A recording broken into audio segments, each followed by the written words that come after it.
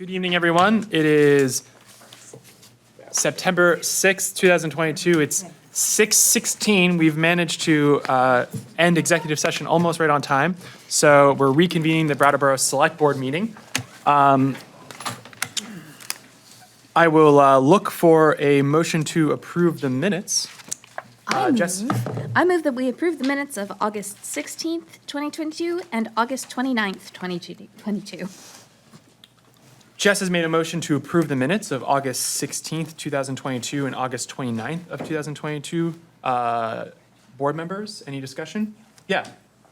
I'm ready to vote. Oh, and just looking to, yes. Just point out that I am Time Wessel once again. It happens a lot, Okay. but I'm Time Wessel. Which makes me On think time? Oh, no, I look should at bring that. back Time for Tim, probably, Wessel. as a Came campaign late. thing. So just for viewers at home, we're referring line to 8. line 8 of the August 16th, 2022 board minutes. It's very common. Time, is there any other places where you're, are there any other Sorry places about where the, Oh, I don't know. I just saw it now. oh, okay. I didn't see it when I read the minutes before, so. Okay, I guess I have a question. Do we need to amend these and then vote on them again next meeting, or can I they think there's a just? certain amount To of adjust Tim's name to Tim? continuity. Yes, No, I think we can correct Tim. okay, But I excellent. think there's a certain amount of, continuity here because it says Time Wessel, and then it says Wessel came late. Yeah, it was special time. I'm glad that got. I'm a time lord. I'm like a bad time lord. Okay. All right, excellent. Not seeing any further discussion or hands from the public. All those in favor? Aye. Aye. Carries 4-0. Can I just ask Russ, are you having audio troubles? No, not at all. Okay, good. Oh, okay. Thank you. Yeah, of course. Moving on, chair remarks. I don't have any remarks this evening, so I'll hand it over to interim town manager comments. And I have no comments this evening at all. Thank you very much. Select board members, comments or committee reports?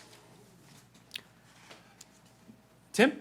I just want to point out that this meeting has been properly warned because you asked that before we started executive session. You just forgot to leave that, to put that in. I actually may have forgotten to even ask at the beginning of the executive session, so Patrick, has the meeting Double been thanks. properly warned? Yes, it has. Thank you very much, and I thank you very much for Sure. letting me know. Other than that, I have nothing to say. Nope. No. Okay. In that case, we move on to public participation. Folks, this is your opportunity to speak on anything that is not an item on the agenda or to request that the board pull an item from the consent agenda.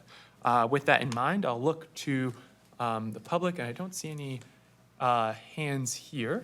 And I'll look to Zoom. No one I here. don't see any hands there. Okay. Just give people one more moment. Nope.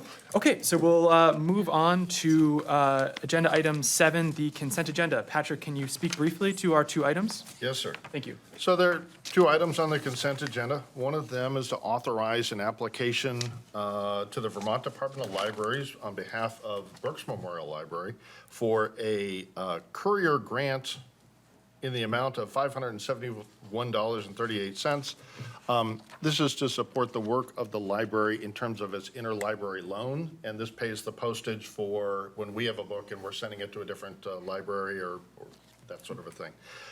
The second is to appoint a delegate to the Vermont League of Cities and Towns annual meeting. In years past, the board has appointed Peter Elwell, the town manager. I'd be happy if the board wanted to appoint me as the voting delegate to the Vermont League of Cities and Towns annual meeting. I will be at the meeting in part because I have to attend the passive board meeting. I'm on the passive board of directors, and so I'll be there. But if the board wanted to choose a board member to be a voting delegate, that would be your opportunity. The recommendation for the memo that's in the consent agenda recommends that you appoint me. And just for the public's information, when is the annual meeting? It is Wednesday, October 6th. Or Thursday. It says Thursday here, but maybe. Sorry? It says Thursday here, so sorry to be that guy. Town fair is a 2-day affair, and I believe Oh, the meeting in question is on Wednesday, I believe, if I got that right. okay. Either the 5th or the 6th. Okay, obviously, if we want to discuss that further, we'll need to pull it from the consent agenda. So, board members, anyone want to pull anything from the consent agenda? All right, seeing none, I'd entertain a motion. I will make a motion to Tim. accept the consent agenda as presented. Tim has made a motion to accept the consent agenda as presented. All those in favor? Aye. Aye. Carries 4-0. Just to make a note on this document, the administrative report, there is an extra paragraph, I think, Yeah. left from last time? No, it's Or- the one, same paragraph is coming up in our next item. Yeah. All right, Oh, it's a duplicate, okay, It's just yeah. just, the same as To note that. the first new business item. Is the is the administrative report a component of the formal record, like when it's, I don't actually know. What do you mean? Like, does this, are community members looking at the administrative report as well at They home? absolutely can. Yeah, that's what I Yeah, thought. it's part of the board backup that Yeah, goes out. that's what I thought, And okay. is put on the website and made available. Yeah, okay, so yeah, so it was the second paragraph of page 2 of the administrative report is a duplication of the first paragraph of agenda item new business 8A. Yes, that makes sense to people. Okay, moving on to new business, as I was just speaking of. This is the new business agenda item A, the VTrans Bike and Pedestrian Grant, accept and appropriate. I believe Sue will be speaking to this.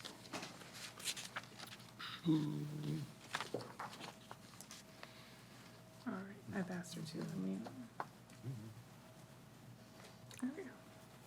Hi there. Hey, welcome. Thank you. So I'm here to ask for you to please accept and appropriate an $18,000 grant from the Vermont Agency of Transportation Small Scale Bike Ped Program. This is to construct bike lanes on a portion of Western Avenue that goes from Green Street to High Street. And in addition to 5-foot bike lanes with the east and western bound lanes, there will be 2 new crosswalks put in, one at Spino Court and the other at Allerton Avenue. And then the Allerton Avenue crosswalk will have the RRFB, the Rapid Rectangular Beacon Flashing System that we have in a couple of other locations in town. This project, the travel lanes are going to be reduced to 11 feet. I think they're 12 feet now. And the parking lane, right now there's parking on both the east and westbound lanes. It's going to kind of alternate, so it'll only be on one side of the street at the time to accommodate the bicycle lanes. And so it'll be at an 8-foot bicycle lane, parking lane that kind of alternates. And so it makes, maybe a little jog in the roadway, but nothing too severe. It'll happen over some feet so that it's not too jarring. This is the preferred alternative of bike lane configurations that was presented in the 2021 bicycle lane scoping study that looked at how can we do bike lanes from High Street all the way to Exit 2. And this was a report that the select board had endorsed. The total project cost is estimated to be around $36,000. So the state is paying for half of the cost. In this fiscal year's budget at representative town meeting, there was $12,000 put into the capital fund to help pay for this. It's going to be a little bit higher because we decided to do the RRFB, but Public Works feels comfortable that they have the funding to install the RRFB. And then we're expecting at this point, though there was some hope that this could be a project that was done in the fall, it's most likely going to be spring of 2023, in part because it's going to take a little bit of time after, if you accept and appropriate the grant, that VTrans will get the contract going. So we're looking probably at least 30 days. All the state agencies are quite busy with all the funding and different projects that are going on. So we're estimating about 30 days to kind of complete the contract. And then VTrans has to review the construction designs. And so they need at least 30 days to do that. So really at this point, and then our own procurement, we're really looking at the spring. And one of the benefits of that is that we're not going to have the winter wear on the lines that will be striped, because this is primarily a line striping project. So we have to get rid of the lines that are there and stripe new lines. So that's the project, that's the grant, and we're looking forward to the project. Excellent. Thank you so much, Sue, for the presentation. Board members, discussion, Liz. Well, I just recall there was a lot of concern about this, and some members of the public were anxious to not apply for this grant and use town funding, but the select board chose to apply and now accept this money. And I think it's the proper way of doing things. And I think it's a plan that the whole town is definitely in favor of. Thank you very much, Liz. Other board members? I don't think I have a comment. I'm in support of the project. I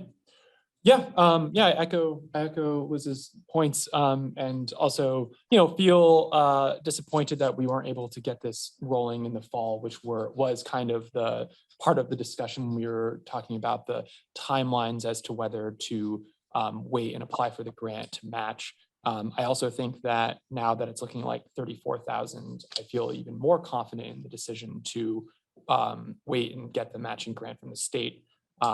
And considering the wear and tear that the winter would cause as well, it is disappointing, and we want to provide safe transport for our bicyclists in town.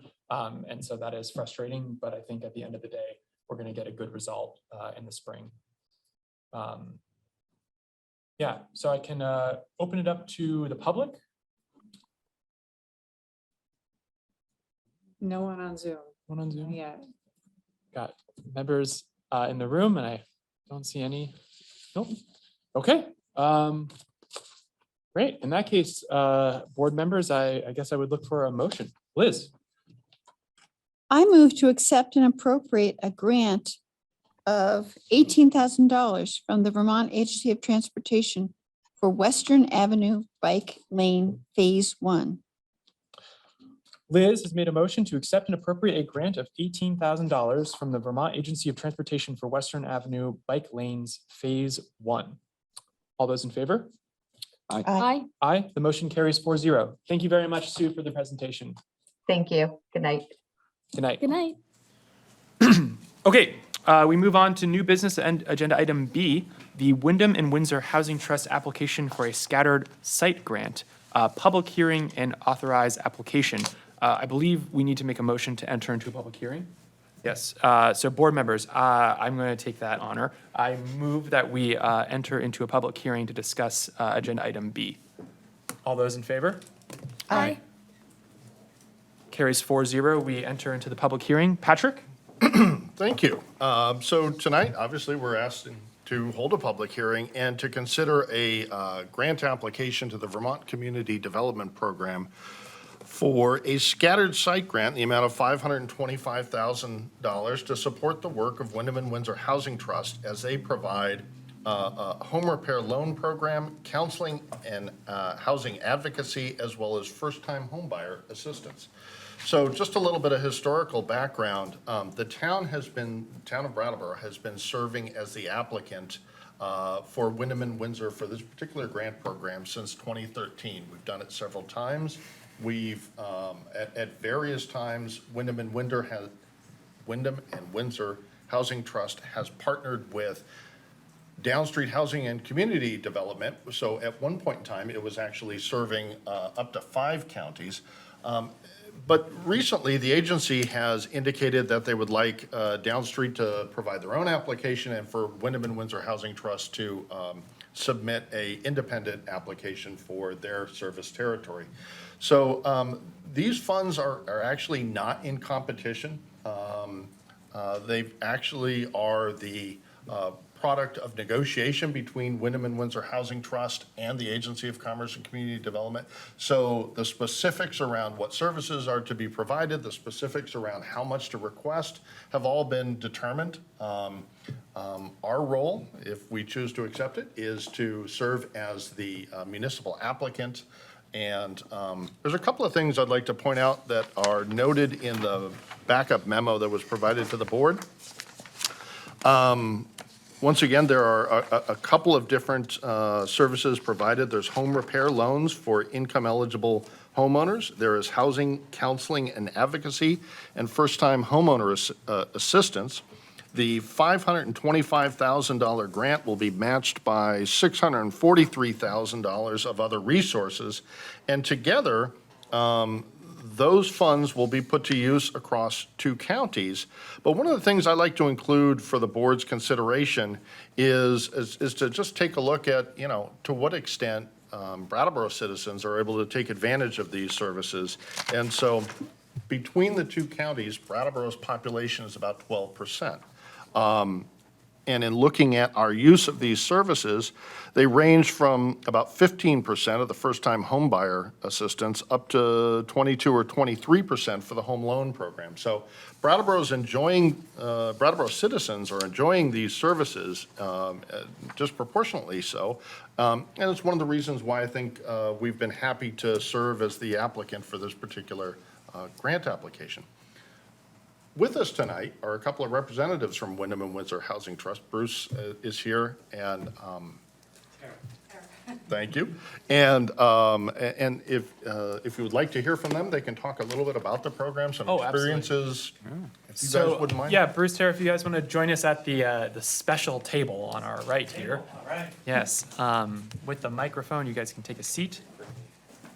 I'm sure the board would be more than happy to hear from y'all. All right, great.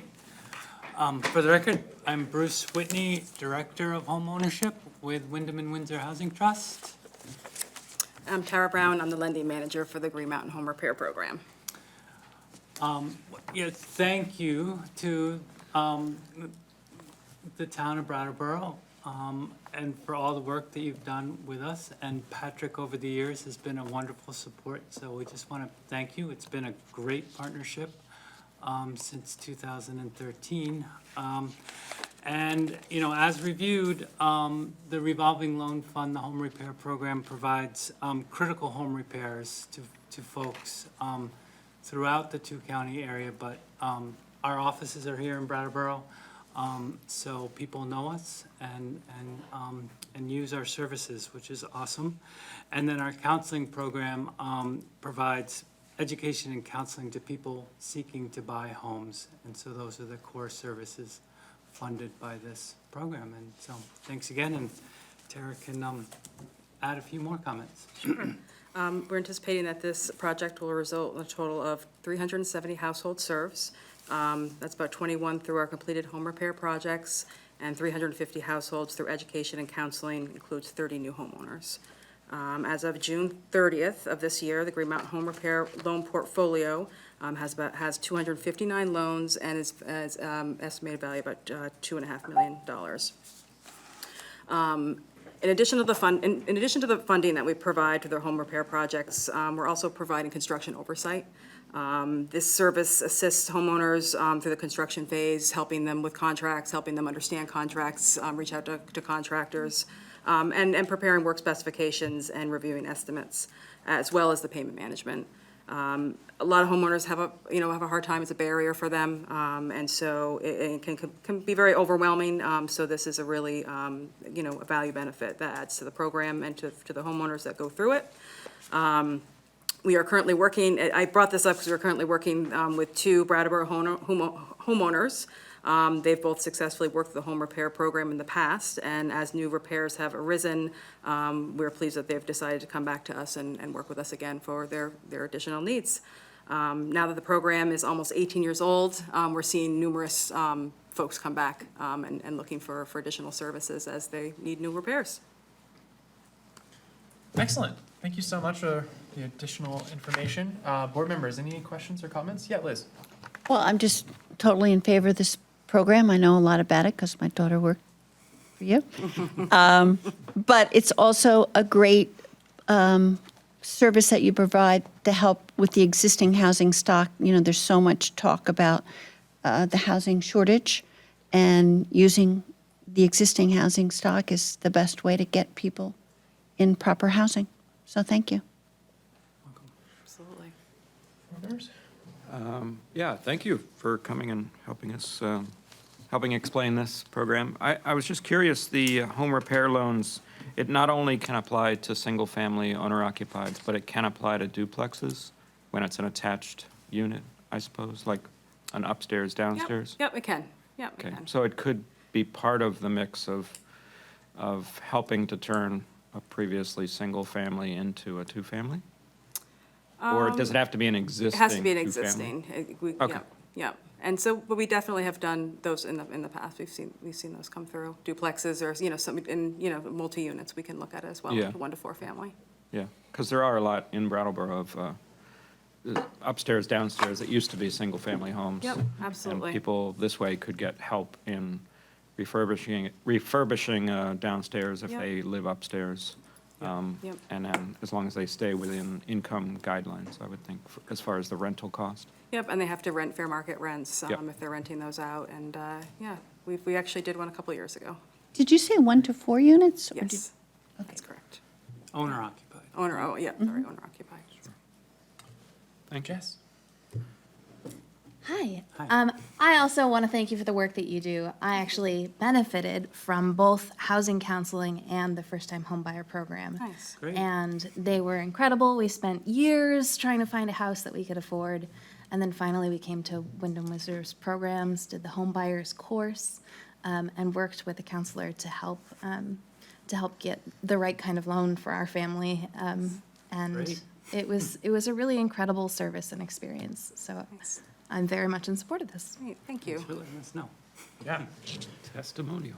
Yeah, that's excellent. Thank you for sharing that with us. Yeah, I don't think I go a day without talking about housing in Brattleboro, really. So I think besides echoing all the praise and appreciation for the work you do, addressing this critical need in Brattleboro, I would simply say I hope that your outreach is strong and you're capable of making sure that these programs and these monies are clearly made available and people are made aware of them who live here, because everyone's talking about these issues, and I just want to make sure that people who are in need of your resources and counseling are able to find you. And so it sounds like people are taking advantage of it, but I just always encourage getting the word out, and I will do the same. Yep, Thank you. But yeah, thank you very much. yep. And for the public, homemattershere.org is our website, and there's a tab for the repair program. Click on there and find more information. Excellent. I'm just going to look to the public quickly to see if there's any other questions. No. Don't see any at all.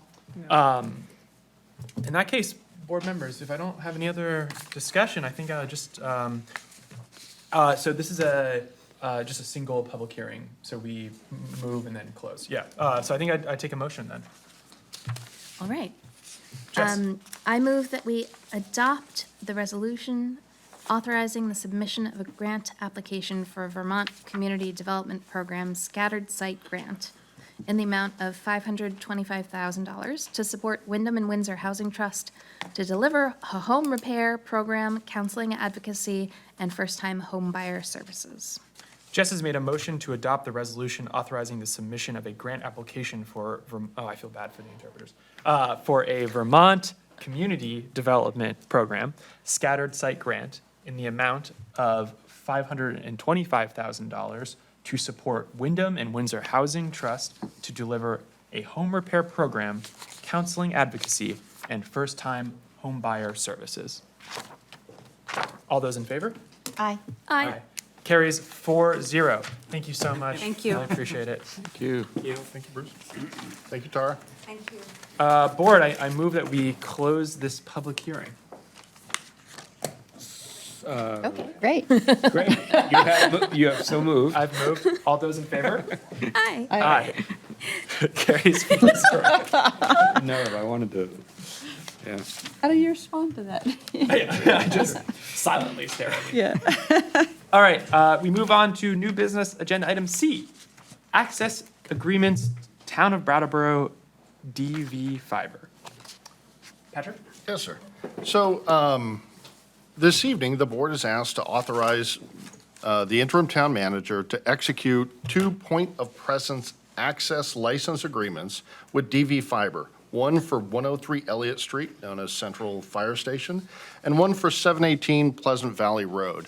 And what I'd like to do in terms of presenting this issue is sort of just quickly describe what in fact this is, and then secondly, try and put that in a little bit more of a historical context. So these access agreements would allow DVFiber to situate network equipment in places where the town owns the facility and already has existing network equipment. So in essence, this would be DVFiber situating a couple of server-like instruments in the server room at Central Fire Station, where it could make use of an existing town-owned facility that's secured, accessible 24 hours a day, has an electric service, and has backup power. And so that's what's happening here. DVFiber is asking to make use of these 2 locations because they're municipally owned, they're secure, they have an electric service, and they have backup power. Brattleboro is not alone. These points of presence are occurring all over the 24 towns that make up DVFiber. And they're in places that the network engineers have determined are most suitable for the coming fiber optic network that is being built by DVFiber. So let me talk for just a second about the history of how this conversation came about. And the history in Brattleboro starts probably in around 2018, where at a select board meeting in this very room, some folks were attending and asking the town what it could do to expand high-speed internet service, particularly in the more rural portions of town.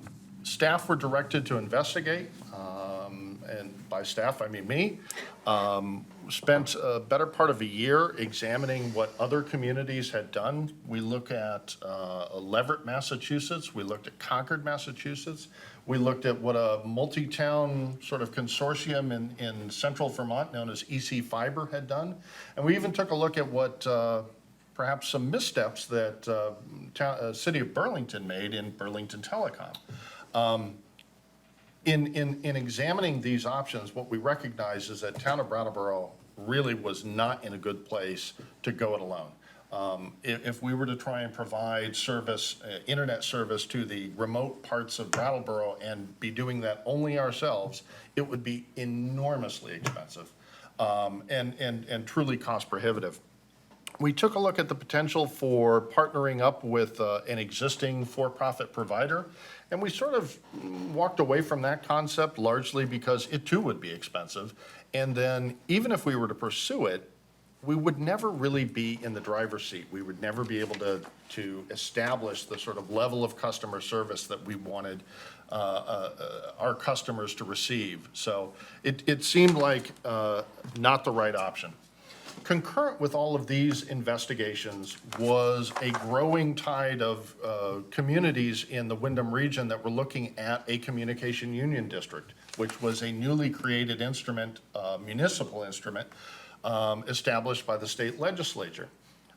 In fact, at that very time, the Windham Regional Commission had secured some financial resources to be able to do a feasibility study and to determine if a communication union district could be established in this area and have a sufficient customer base to maintain a functioning business.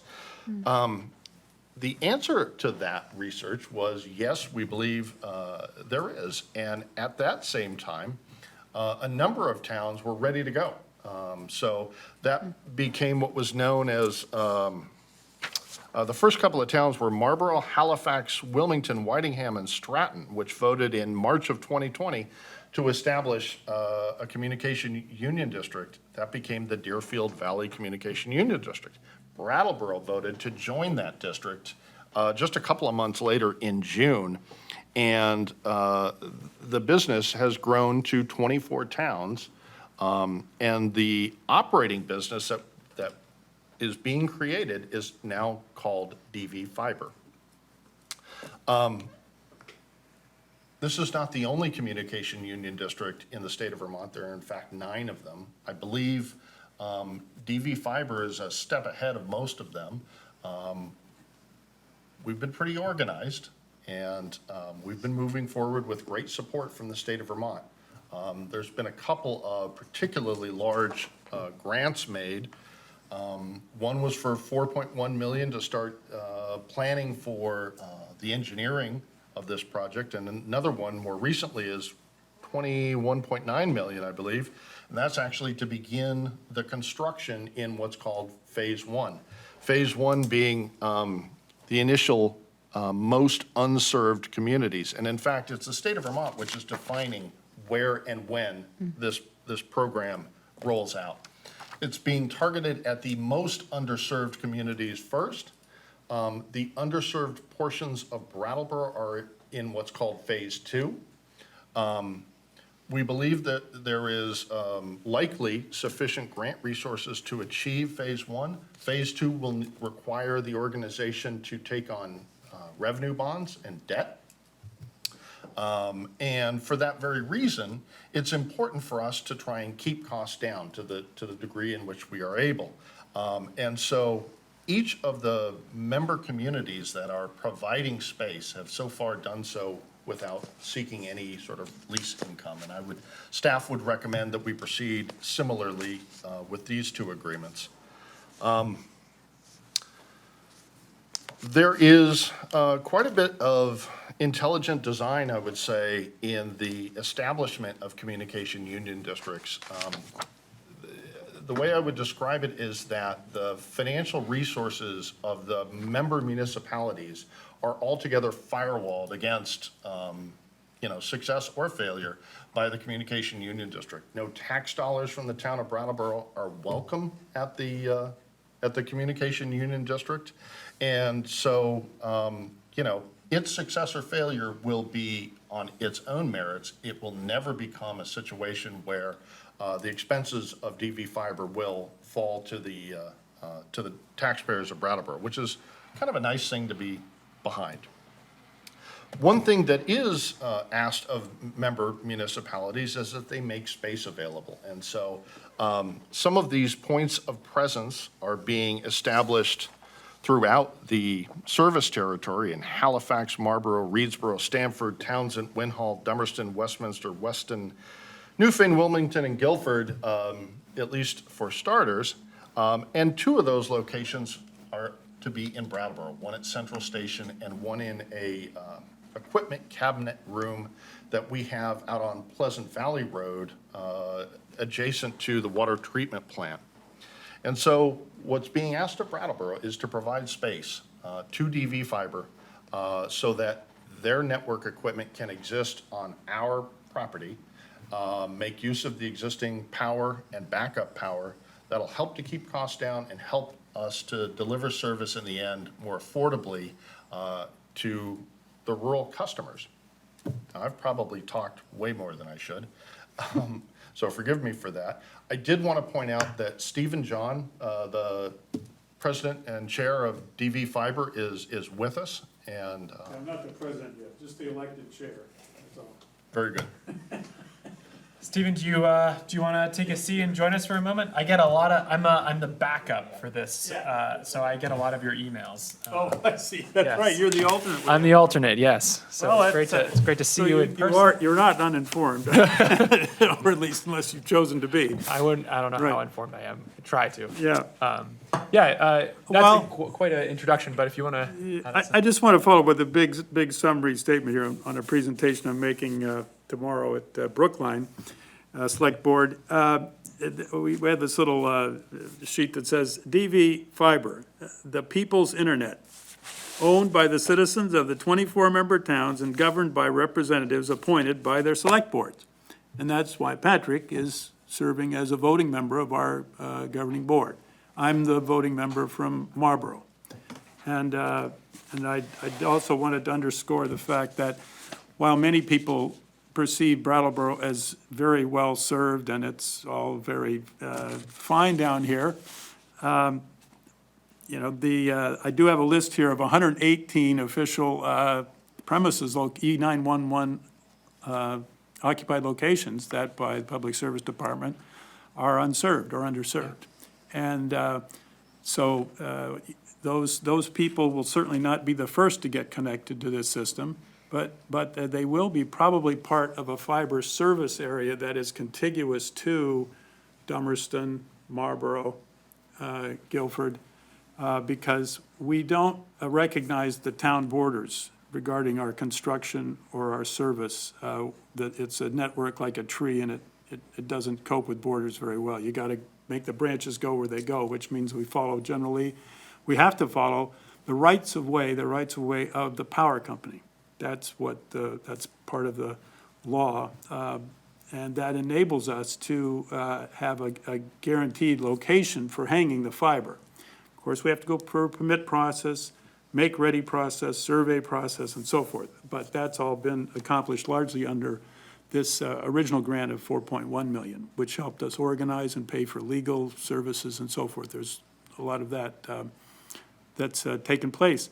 So you might be excited to know we purchased fiber. We have 300 miles of fiber. That's actually only 239 miles have been delivered so far, but we do have them stashed away.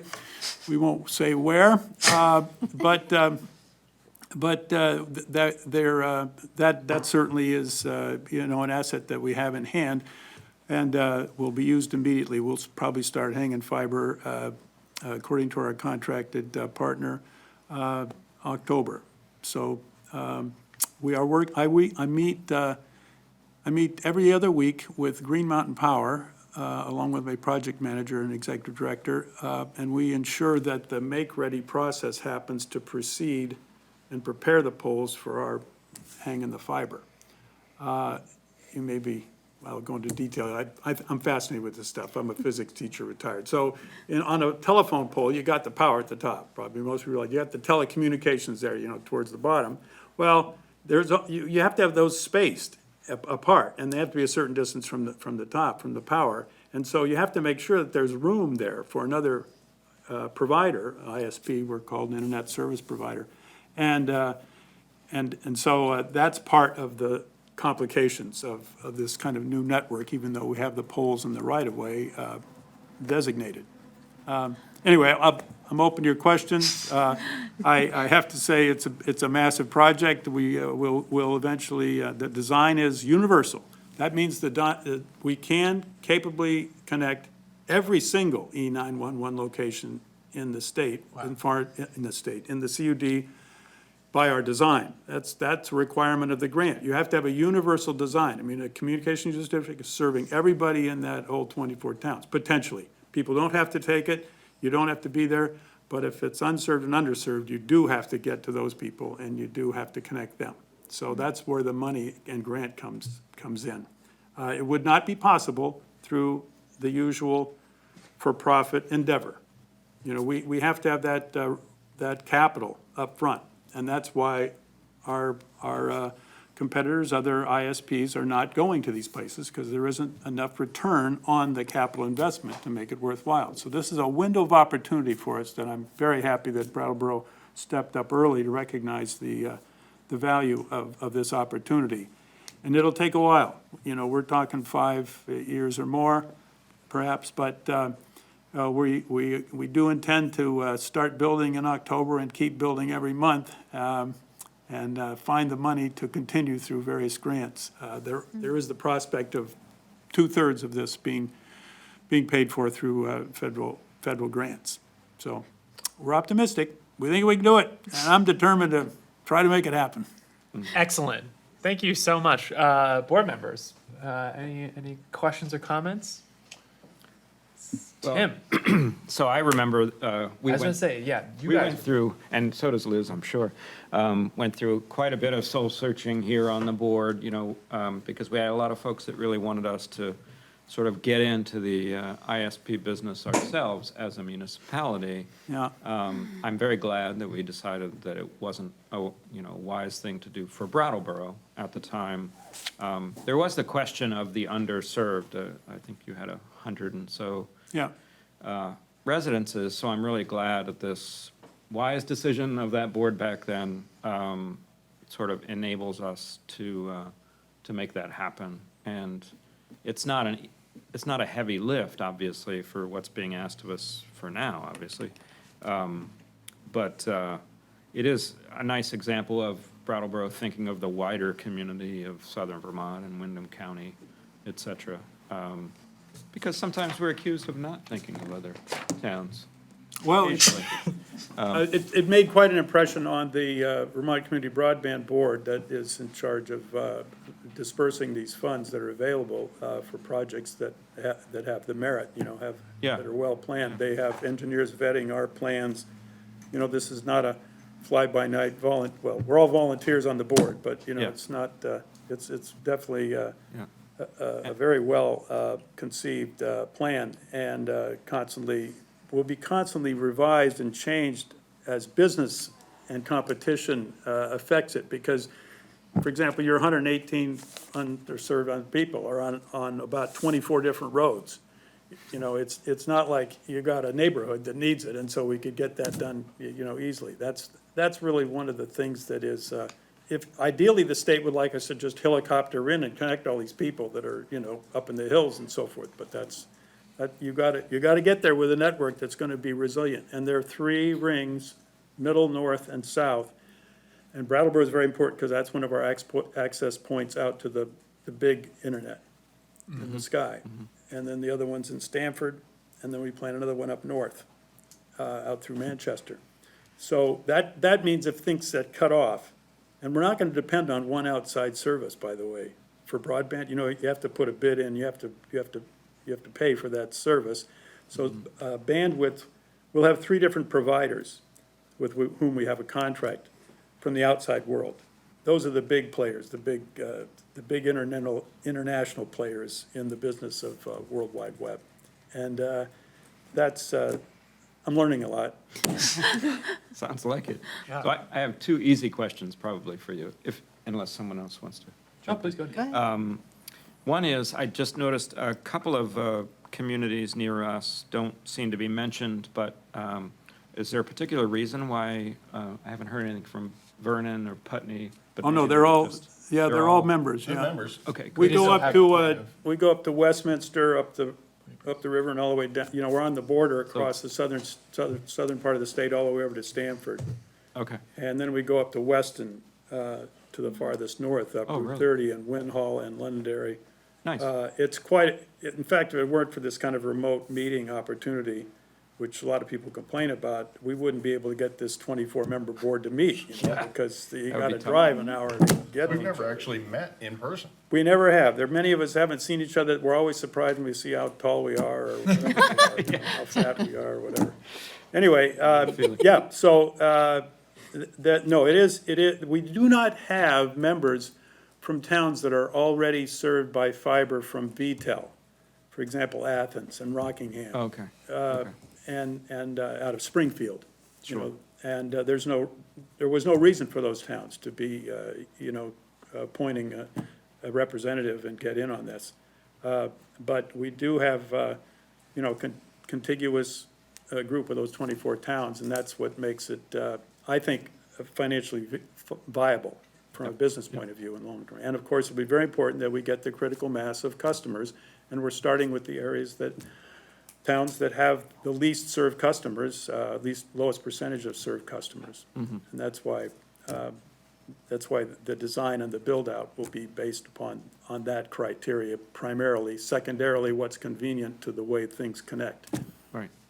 And the last question is in reference to Phase 3, which I think was mentioned in the backup. I just can't find that phrase right now. Is that a phase where it's being considered that someday the people's internet, so to speak, might be in competition with Yeah. commercial? Yeah, that'll be down the line. The board will continually have to make business decisions about whether to invest, whether to borrow revenue. My ideal would be never to borrow any money, because then we can keep the rates down and the service, customer service, and very, very high. But, yeah, I do want to just make sure that you're not too hooked up on connected to the one phase, second phase, third phase, because that's really was our original phasing plan. It kind of went with these 3 rings too. But now we have, by engineering design, much more nuanced, detailed information. So we're talking about 7 stages Okay. at this point. So, the grant we just got is going to take us through the first 15, 18 months of construction. And that will do 400 miles over, and it will connect about we hope about 4,000, capable of connecting 4,000 of the unserved, underserved locations in our CUD, which is 7,700 altogether, according to the PSD. We think there are many more people that are poorly served, because the records are based upon what the private sector claims they cover, which often doesn't come to my house, for example, but anyway. Yeah. Sorry, go ahead. I just have a question. As soon as it's constructed, like these first 1,800 underserved locations, then they become customers. They Yes. get the service and they pay their fee. Yep. And so that will build, and then you'll have actually money coming in. Yes, and that goes to our private contract obligations. We have a private partner who's experienced in this, has done much of this construction, operation, maintenance, and customer service, and ISP service, and voice over internet, by the way, in Maine. That's Great Works Internet. There are, we negotiated, we put out an RFP. That's how we came to this partner. They are B Corporation and highly regarded in the field. They aren't big, though. They aren't like Google or like, Consolidated or the big operators. But we think we'll get the best service that way. And we have contracts that are so immeasurably detailed. It's unbelievable to me how many pages of contract length we have that has all the specific metrics of how to hold our partner accountable and make sure that things are done well. And the key to this is that the people, this communication unit owns all the fiber, owns all the equipment to the house, so that if something went wrong with this private partner, they don't own anything. We put it out to bid, and we have another operator. That's really, I think that's key for the public security and the security regarding results for the investment. Because you are investing a lot of public money, not you particularly, but the state. Yeah. I think that's why I mentioned the phase, my curiosity about that possible end phase in my fantasy world would be it would drive down prices for That's other right. competitors. That's right. Because That's right. Yep, a and you'll nonprofit see model that, can really undercut. we've seen that already happen in Wilmington and Dover regarding Fidium. Yeah. Great. Other board members? Or no? I just want to say, I want to voice my full support for this. It's my belief, especially after the pandemic, or the pandemic we live in currently, that fast, reliable internet is a human right, and that we have a responsibility to be working in Brattleboro and in Vermont to be providing that to every person who lives here. And my whole life in Vermont, it's been something that we've struggled with deeply. And so this very small ask that Brattleboro's, that's before us for Brattleboro today, we should absolutely be in support of it. I have just one quick question about the point of presence license agreement for, I think, Patrick probably. Paragraph 5 is all about how we get paid for electricity that is used. And it is the most convoluted number of different ways that we could do it. And I'm curious if that's, is that because we don't know how much it's gonna cost? Or because that's better for DVFiber? I believe it's because the author of the agreement wanted to provide a variety of options. The way I look at it is like this. This agreement provides the town a couple of different ways in which we can recapture the electric expense. We've had the project engineers take a look at the electric expense. It really isn't going to be that much. yeah. We're talking about, in Central Station, for example, we're measuring it annually in terms of a couple of $100. Okay. So, we can work out the details as to how, the town recaptures that, but there are a variety of ways in which to do so. Okay. Yeah, we as DVFiber want to make sure that none of the towns that are generous enough to host us and provide the space are in any financial loss Yeah. or jeopardy. I mean, that's the principle behind this whole project, is that we protect the local town residents and taxpayers from any liability. Absolutely. And that's much appreciated. Okay, that totally makes sense. And so at the end of the day, once this project is complete, if I am on a different internet provider, theoretically, could I move over to the CBD? Yes, Yeah. yes. The fiber network design is capable of reaching everybody. Yeah. But I do think it will be a business decision as we move ahead, Tim, as you pointed out, because in order for us to go to places that are not funded by the grant, right? And then we've got to justify that by having a sufficient, what they call EBITDA, and I can't remember what that stands for, but it has to do with having enough resources and revenue to qualify for a revenue bond. And so it's, that's really something that will, actually, that gives greater reason to have confidence in the business model being flexible enough to being able to sustain that kind of efficiency and effectiveness. I don't want to guarantee that, but the more people we get, the lower the price is going to get. But, we don't have stockholders, we don't have venture capitalists, we don't have those folks to provide a margin for, a profit for. So there's got to be, and it costs the same. Once you get the capital investment made, the operating costs don't change as much with increased service, increased number of people. Wow. It's Yeah. it's an opportunity. I'm glad I lived long enough to see. That's all I can. Amen. All right, board members. Well, I don't see any hands in the public. Wow. No hands. Even despite the Despite the interest. despite the interest in this really important project and all of the great presentations given to us, in that case, board, I would look for a motion. I believe. I will. Oh, Tim, please. I think it's my turn. Make a motion to authorize the town manager to execute 2 points of presence access license agreements with DVFiber. One for 103 Elliott Street, Central Fire Station, and one for 718 Pleasant Valley Road, as presented. Tim has made a motion to authorize the interim town manager to execute 2 points of presence access license agreements with DVFiber, one for 103 Elliott Street, Central Fire Station, and one for 718 Pleasant Valley Road, as presented. All those in favor? Aye. Aye. Aye. The motion carries 4-0. Thank you so much, and best of luck. Thank you. you. We need a lot of support, and volunteers will help, so we'll get it done there. Excellent. Yeah. Thank you.